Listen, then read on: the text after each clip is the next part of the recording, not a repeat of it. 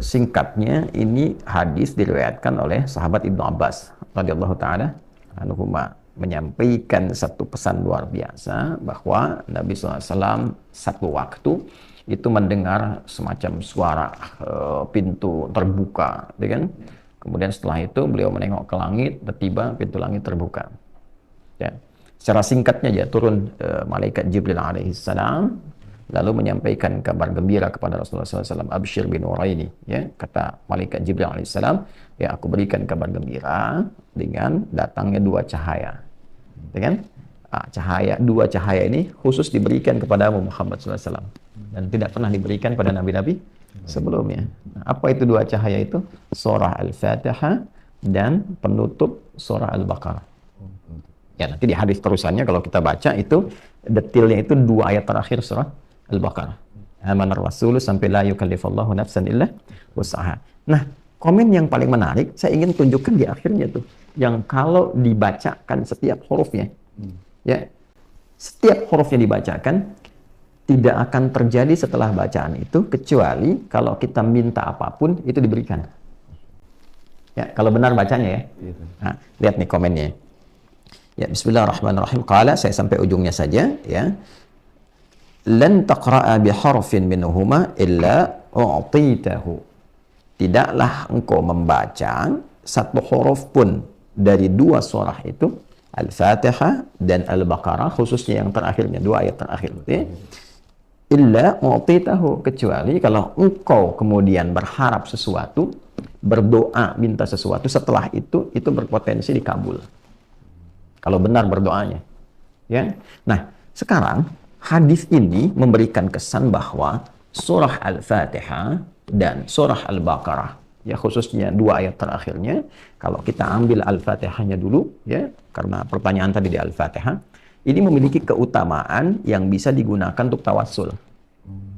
Tawassul itu menjadikan amal soleh sebagai perangkat yang kita mohonkan dengan amal soleh itu kepada Allah untuk mengabulkan doa atau memudahkan apa yang akan kita kerjakan atau menggapai apa yang kita harapkan. Ya, dari mana Ustadz itu konsep tawasul adanya? Allah langsung sampaikan. Di mana? Surah Al-Maidah ayat berapa? Ayat 35. Ya ayyuhalladzina amanu taqullaha wabtaghu ilaihil wasilah. Hai semua orang yang beriman, ya kan? Tingkatkan takwamu kepada Allah dan carilah dengan amalan takwa itu wasilah. Wabtaghu ilaihil wasilah. Jadi kalau rezeki misalnya ingin sesuatu, ya, yang dimudahkan oleh Allah, mau kerja nih dapat kemudahan, istri mau lahiran tadi kan, nah, biasanya fitrah kita kan minta berdoa kan, ya kan? Nah, doa itu bagian dari tawassul, amal soleh, itu fitrah manusia kan. Kalau dia merasa lemah, dia minta kepada Allah kan, kepada Tuhannya kan, Rabbul Alamin. Nah, doa ini bagian dari tawassul. Nah, apa yang dibaca dalam doa ini? Di antara sekian yang bisa kita bacakan dalam doa, surah Al-Fatihah. Nah, jadi Al-Fatihah ini bukan sekedar surah yang diturunkan, ya, surah biasa, tapi surah ini juga bisa berperan sebagai wasilah, ya, yang kita bisa tawasulkan, memohon kepada Allah dengan bacaan surah itu, bahwa Allah mengabulkan hajat kita, mempermudah urusan kita, ya kan? Mengantarkan apa yang kita harapkan, mendatangkan apa yang kita inginkan. Itulah peran Al-Fatihah. Yang nerangkan siapa? Rasulullah SAW. Nabi dari mana? Malaikat Jibril. Kemudian yang meminta kita membaca itu, bagian dari tawassul, siapa? Allah langsung, Rabbul Alamin, Tuhan kita. Jelas ya? Nah, ini diantara rahasia kenapa kemudian Al-Fatihah dibaca dalam sholat. Fungsi sholat apa? Ya, betul.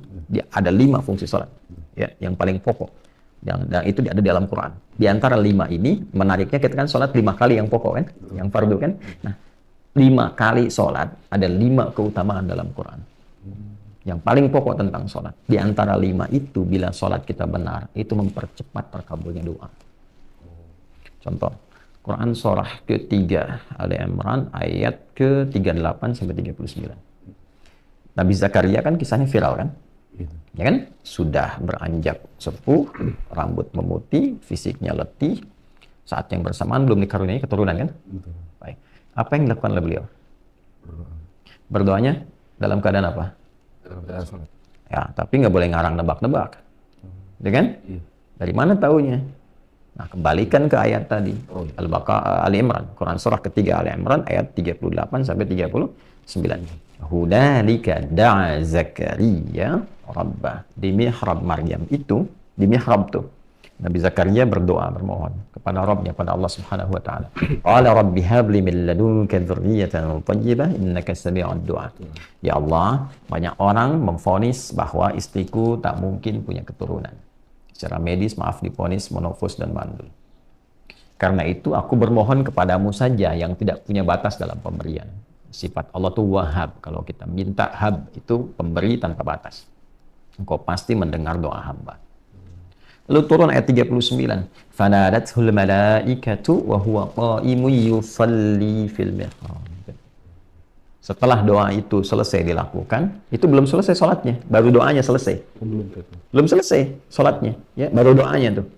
Ya, tiba-tiba turun malaikat, sedangkan doa itu masih dipanjatkan, berdiri dalam sholat. Qa'imun yusalli fil mihrab.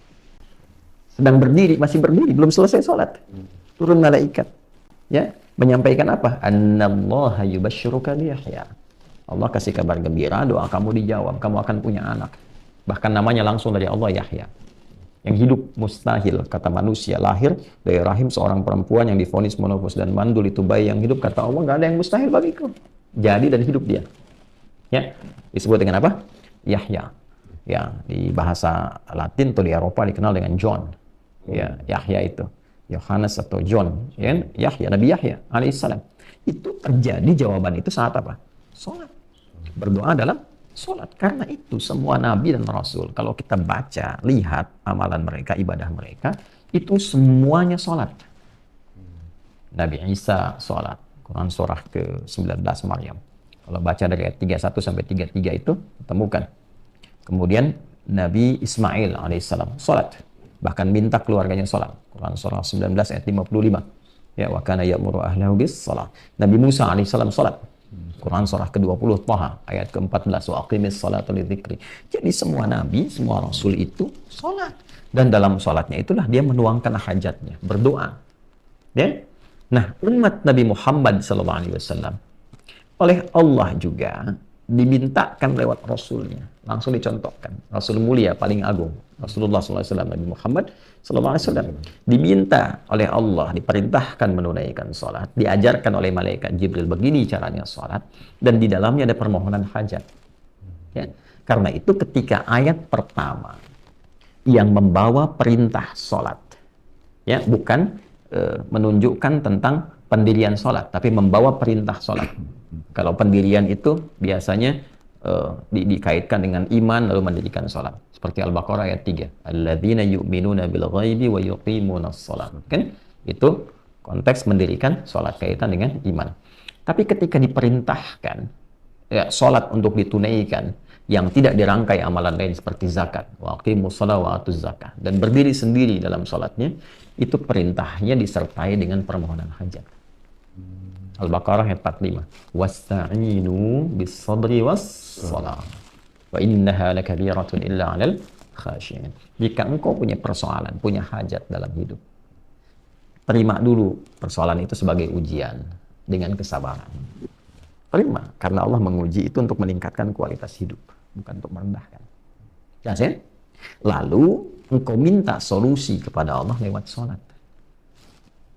Ya, bahkan kalau nanti ada hamba yang kurang yakin, imannya dipertanyakan.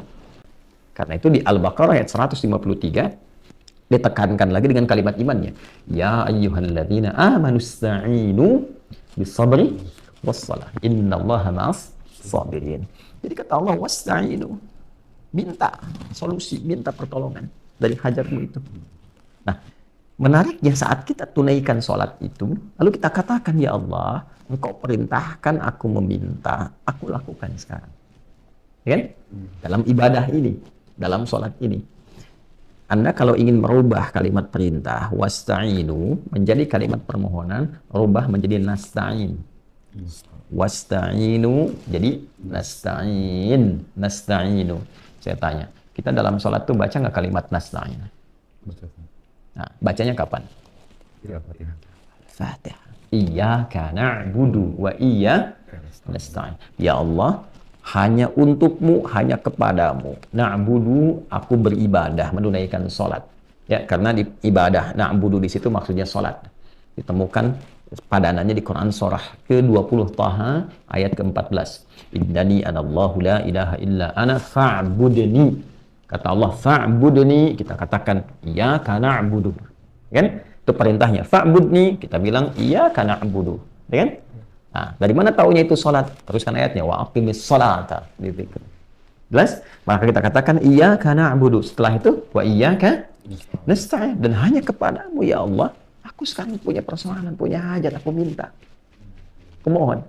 Nah, jadi Al-Fatihah ini diantara keistimewaannya bahkan perintah langsung dari Allah. Lalu contohnya langsung dari Rasulullah SAW untuk dipraktekkan dalam sholat sebagai wasilah memohon kepada Allah dari hajat. Karena itu setiap sholat itu hajat. Dulu orang-orang kalau punya hajat tertentu yang sifatnya spesifik, ya, itu dia sholat. Lu minta. Imam Al-Bukhari, ini kitab saya Al-Bukhari ini. Imam Al-Bukhari itu, ini menulis saya Al-Bukhari ada 97 topik. Kurang lebih lah ada sekitar 7.000 hadis kalau digabungkan semuanya. Itu setiap menulis satunya, beliau sholat dulu 2 rakaat. Hadis itu kan? 16 tahun ditulisnya di Masjidil Haram. Jadi sebelum menulis itu sholat dulu. Kalau tenang, batinnya nyaman, merasa terdorong tidak ada masalah, nyaman, nulis. Kalau nggak tenang, nggak jadi. Sampai selesai di Masjid Nabawi di Al-Madinah Al-Munawwarah. Dan beliau membawa ini sebagai bekal untuk berjumpa Rasulullah. Nah, pasti bawa bekal apa tuh? Untuk jumpa dengan Rasul. Jadi jangan bawa kontroversi di hadapan Nabi. Masa di hadapan Nabi mau bawa sunnah bid'ah. Dan ya bawa amal. Ketika kembali itu bawa amal, bukan bawa perdebatan. Ya. Nah, yang mau saya katakan, beliau sholat dulu. Ya, mempraktekkan ini. Nah, menariknya gini, tahu dari mana Al-Fatihah yang dimaksudkan itu kaitannya dengan solusi hajat? Nah, kita tidak beropini, hadis lagi. Kan tadi timbangan di awal, Quran dengan hadis. Caranya dari yang mana? Sahih Muslim lagi. Nomor hadis 397. Ya. Saya ini bukan ingin menunjukkan saya hafal, ini tidak. Karena kita kan ngaji. Ngaji. Kau mau baca, lihat sendiri, 397. Nah, ini ya.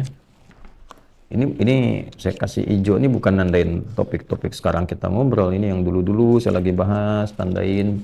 Baca kalau ini dari 395 sampai 397.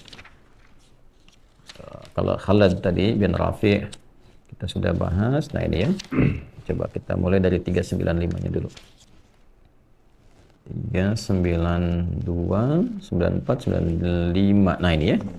Coba tuh lihat tuh. Ya. Ya, ini Kitabus Shalah, topik nomor 4 ya. Nah, ini nomor 395. Dari sini dulu nih. Ya, ini kan panjang. Saya bisa bacakan hadisnya dari sahabat Abu Hurairah. Lihat ujungnya tuh. Ya, kalau dari sini ini kan kisahnya Khalad bin Rafi' ya. Kemudian setelah itu masuk ke orang yang mencuri-curi salat karena dia berusaha untuk meninggalkan Al-Fatihah. Ini dari Abu Hurairah nih. Ada Abi Hurairah ya, radhiyallahu ta'ala anhu 'an Nabi sallallahu alaihi wasallam. Baik, saya bacakan cepat aja. Ya. Ini hadisnya qudsi. Ya, jadi hadis qudsi itu yang sanadnya tersambung langsung kepada Allah Subhanahu wa taala, dengan lalu disampaikan maknanya pada Rasulullah sallallahu alaihi wasallam, lafaznya diterangkan kepada kita tapi dalam bentuk lafaz yang tegas.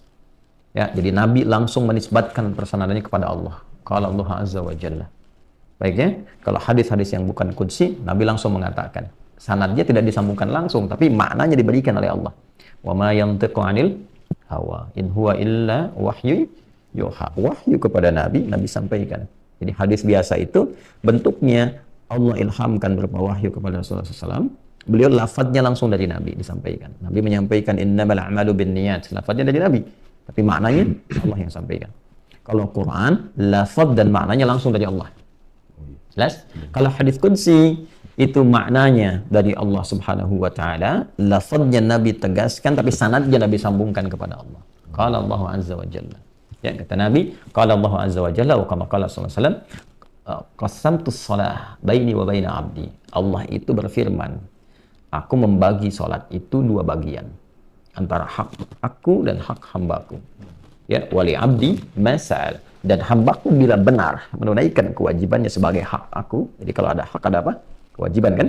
Jadi hak Allah kewajiban kita, hak kita kewajiban Allah kepada kita. Saking adil dan rahman rahimnya Allah itu, padahal Allah tuh mudah saja mengatakan sholat tuh kita hamba. Tapi karena rahman dan rahimnya, ya menjelaskan kenapa engkau mesti sholat. Bukan hanya membuktikan keimananmu kepada aku, penghambaanmu kepada aku, tapi ada manfaat yang kau akan dapatkan dalam hidupmu untuk mempermudah tugasmu di dunia ini. Maka aku bagi dua bagian, kata Allah dalam sholat itu. Ya, kemudian ada bagianku, ada bagianmu nih. Wali abdi masa'al. Kalau engkau benar menunaikan kewajibanmu itu, aku berikan kewajibanku untuk memberi kepadamu apapun yang kau inginkan. Ya, selama itu baik untuk urusan dunia akhiratnya. Jadi ada posisi dalam sholat itu yang kalau kita benar, itu Allah mengabulkan apapun yang kita minta. Selama itu ada maslahat dunia akhirat. Jelas? Baik, kapan itu dimulai? Kata Allah, nanti kembalikan ke sini ya. Idza qala al-'abdu alhamdulillahi rabbil alamin. Itu dimulai saat hamba membaca alhamdulillahi rabbil alamin. Qala Allah azza wa jalla, Allah menjawab, hamadani 'abdi, hambaku sedang memujiku. Wa idza qala al-'abdu ar-rahmanir rahim. Kalau hambaku berkata ar-rahmanir rahim, qala Allah azza wa jalla, athna 'alayya 'abdi. Hambaku sedang menyanjungku. Wa idza qala al-'abdu maliki yaumiddin. Kalau hambaku berkata maliki yaumiddin, qala Allah azza wa jalla, Allah kemudian menjawab, majjadani 'abdi, hambaku sedang mengagungkanku. Perhatikan, idza qala al-'abdu iyyaka na'budu wa iyyaka nasta'in. Qala Allah azza wa jalla. Kalau hamba berkata iyyaka na'budu wa iyyaka nasta'in, maka Allah langsung menjawab. Perhatikan jawabannya. Hadza baini wa baina 'abdi wa li 'abdi ma sa'al. Ini perjanjian antara aku dengan hambaku, dan kalau hambaku benar sampai bacaan ini, apapun yang dia minta aku berikan. Jelas? Saya kasih gambaran gini. Razki saya kasih waktu 1 menit. Ya. Untuk minta apa saja diberi. Ya. Kira-kira mau minta apa? Minta kalau 1 menit. Jadi Itu panjang loh 1 menit itu. Betul. Ya, apalagi kalau saya katakan cuma 5 detik. Iya. Banyak yang diminta kan? Iya. Makanya Allah ajarkan 1 kalimat, 1 ayat yang bila dibaca terpenuhi semua apa yang kita minta itu. Ihdinas siratal mustaqim. Siratal ladzina an'amta 'alaihim ghairil maghdubi 'alaihim waladhdallin. Itu permintaannya para nabi, orang soleh, orang siddiqin, itu ada di An-Nisa ayat 69. Wa may yuti'illaha war rasula fa ulaika ma'al ladzina an'ama Allahu 'alaihim minan nabiyyin was-siddiqin wasyuhada'i was-shalihin wa hasuna ulaika rafiqa. Gitu. Jadi kembali ke sini saya ingin katakan Al-Fatihah itu istimewa. Karena istimewa, Allah perintahkan kita sholat baca Al-Fatihah. Di antara faidahnya apa? Manfaat keistimewaannya. Supaya saat baca itu kita punya hajat terkabulkan. Mudah. Itulah sebabnya Anda sholat dari subuh ke zuhur kan nggak mungkin nggak punya masalah.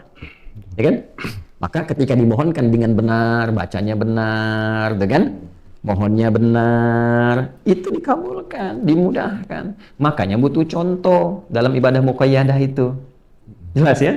Makanya dicontohkan oleh Nabi. Nabi contohkan itu supaya apa? Supaya umat-umatnya yang baca benar, urusannya mudah. Itu. Gitu ya? Makanya butuh contoh. Tapi kalau bukan di ibadah yang sifatnya muqayyadah, ya lawannya itu mutlaqah, tidak perlu dicontohkan. Karena apa? Momentumnya nggak terjadi setiap kali ada berkesamaan dengan waktu sholat. Kan umum sifatnya. Oh masa ujian harus bersamaan dengan waktu sholat? Rapat bersama? Kan nggak mungkin kan? Ya kan? Nggak selamanya harus sama gitu. Ya, ada ujian, yang ini rapat, yang ini kemudian ada mau pengajian, yang ini peresmian pembangunan. Ya, semua ragam itu timingnya tidak harus bersamaan dengan waktu sholat. Ya kan? Bisa jadi berbeda. Karena itulah Al-Fatihah. Itu selain bisa dibaca muqayyadah dalam sholat yang terikat rukun, syarat, waktu, dan tempat, itu bisa dibaca umum di setiap keadaan. Iya, bebas saja. Karena apa? Dia punya sifat umum, yaitu sifat-sifat tawassul. Itu sifat yang digunakan perantara untuk memohon kepada Allah kebaikan-kebaikan.